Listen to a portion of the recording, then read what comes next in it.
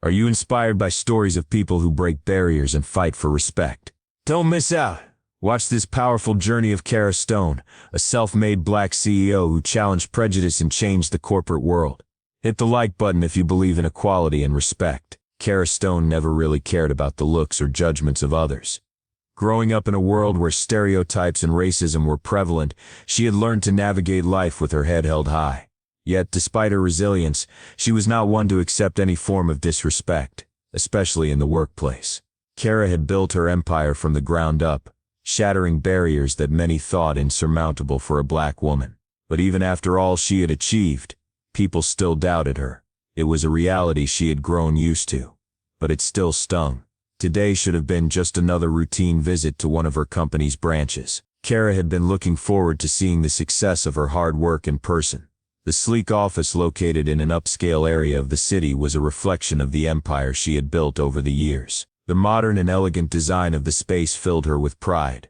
But as she entered the building, an unfamiliar sense of unease washed over her. Something about the atmosphere felt off, though she couldn't quite put her finger on it. When she walked into the lobby, the receptionist didn't even glance up from her computer. Kara stood there for a moment, expecting some acknowledgement. "Good afternoon," she said, her voice firm but friendly, hoping to break the silence and establish some rapport. The receptionist didn't even blink. "Do you have an appointment?" Kara felt the words sting more than they should have, but she masked her surprise.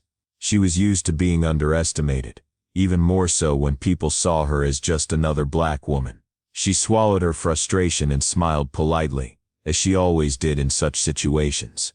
"Yes, I'm the CEO. Kara Stone."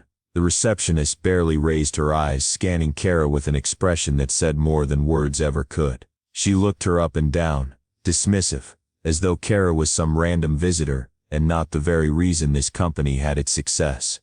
"Oh sure, please wait a moment," she said flatly. Before Kara could say another word, the receptionist turned back to her screen and resumed her routine, ignoring Kara completely. The audacity of it took Kara off guard for a moment. She was used to being ignored, but this level of condescension felt personal. Still, Kara maintained her composure, the faintest of smiles curling at the corner of her lips. It was a smile that said, "I've seen this before, and it won't stop me." Sitting down in the lobby chair, she observed the people around her, attempting to ground herself in the moment. She couldn't let the disregard bother her, not today. She had a mission to accomplish. As the minutes ticked by, however, her discomfort grew. Employees passed by, all of them too busy with their own business to spare her even a second glance, as though she were invisible, just another face in the crowd.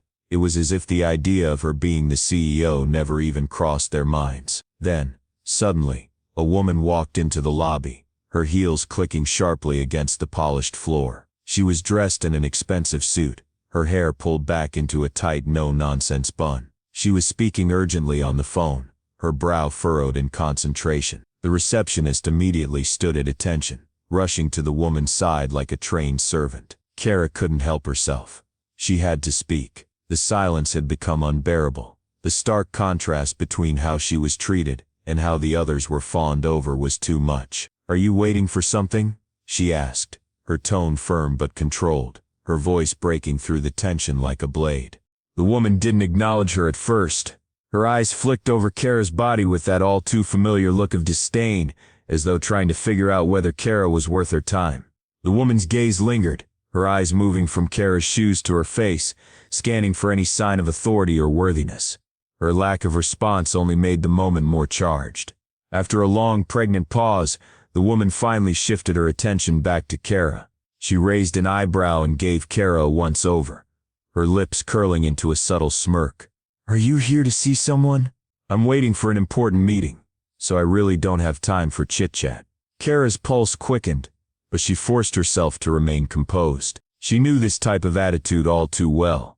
Dismissive, condescending, like people who were used to getting everything they wanted simply because of who they were. Kara wasn't about to let this slide. "I'm here to meet with the manager," she said, keeping her voice steady, though the words were laced with an edge of authority. "But unlike you, I don't need to rush to be seen as important.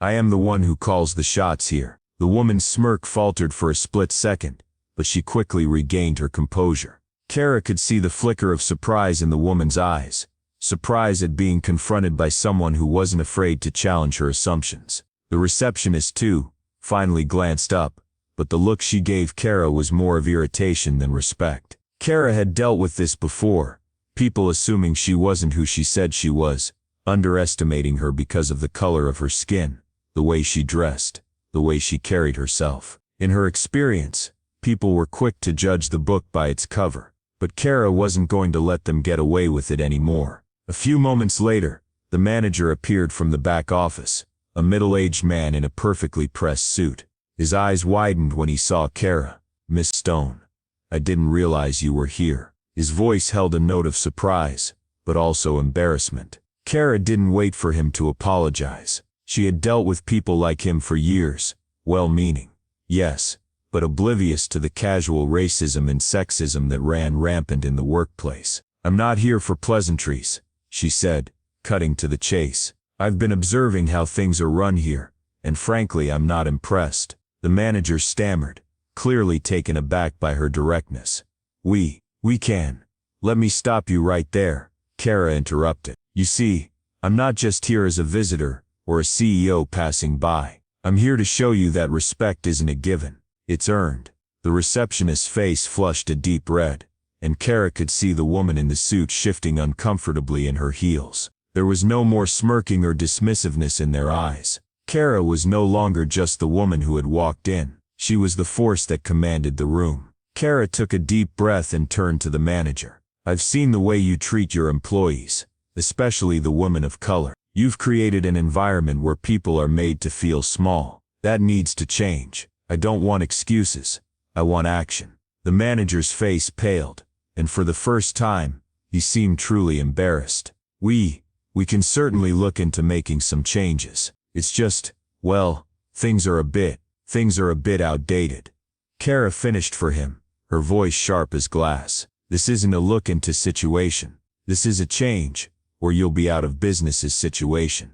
Do you understand?" The manager nodded quickly, his demeanor shifting. He wasn't used to being called out, especially not by someone like Kara, someone who had built an empire in spite of all the odds stacked against her. But Kara had been clear. This was no longer a game of power dynamics. She wasn't here to be treated as less than. The tension in the room remained palpable, but there was a subtle shift. Kara had not just broken the silence in the lobby. She had shattered the illusion that anyone could disregard her simply because of her race or gender. She wasn't going to wait for permission to be seen as important.